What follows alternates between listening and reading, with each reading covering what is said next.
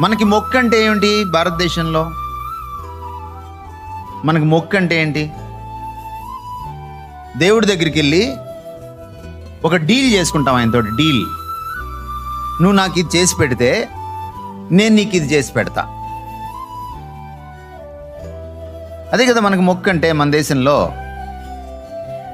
దేవుడితో డీల్ అన్నమాట. నువ్వు నాకు ఇది చెయ్యి, అప్పుడు నేను నీకు ఇది చేస్తా. అది మొక్కు.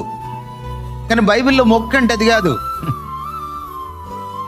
బైబిల్లో మొక్కు అంటే అర్థం ఏంటంటే, ఇప్పుడు సందర్భం చూడండి.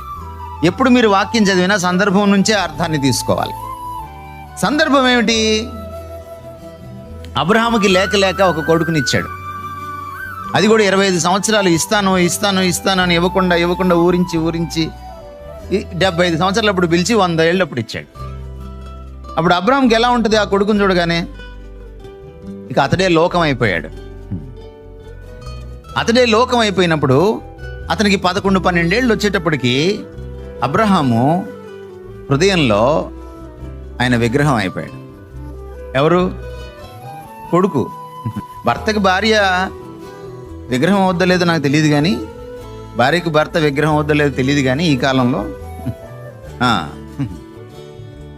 పిల్లలు అయ్యే అవకాశం ఉంది,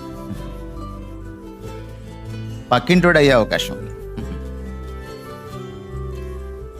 డబ్బో దస్కమో అధికారమో అందలమో ఒక విగ్రహం అయ్యే అవకాశం. నా అబ్రహాముకి తెలియంది ఏంటంటే, కొండెక్కి ఆయన్ని మొక్కేదాకా ఆ కత్తి ఎత్తి ఇక చంపేస్తాడు అనంగా ఆఖరి నిమిషంలో దేవుడు ఆగమన్నాడు. ఎందుకు ఆఖరి నిమిషం దాకా దేవుడు ఆగాడంటే, దేవుడికి కావాల్సింది ఆ బయట ఉన్న ఇస్సాకు కాదు, ఆ గుండెల్లో విగ్రహం అయిపోయారు ఇస్సాకు. ఆ గుండెల్లో ఉన్న ఇస్సాకు ఎప్పుడు చచ్చిపోతాడంటే, వీడిని చంపేయని అన్నప్పుడు ఒక తండ్రి కొడుకుని ఎప్పుడు చంపగలడు? ముందు గుండెల్లో చంపుకోవాలి, అప్పుడే చంపగలడు.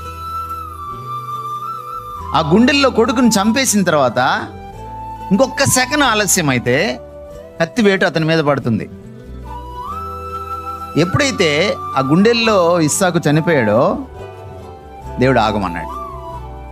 ఆరాధన అంటే ఏమిటి? విగ్రహాన్ని చంపేయడం.